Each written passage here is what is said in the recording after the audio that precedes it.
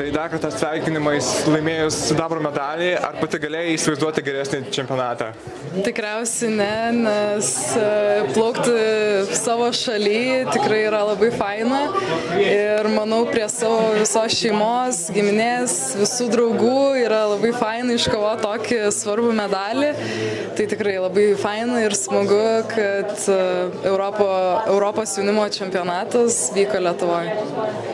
Kaip pati vertintum visą jau praėjusią sezoną?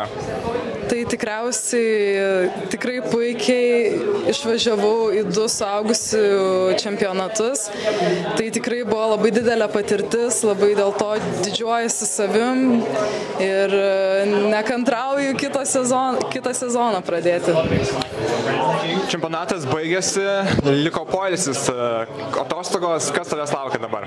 Tai tikriausiai mėnesį dabar turėsiu atostogų, pilnai prasivalyti visą galvą nuo plaukimo ir pasiruošti kitam sezonui. Tai to tau ir palinkėsiu, pačio geriausio sezono ir dar kartą sveikinimai. Ačiū labai.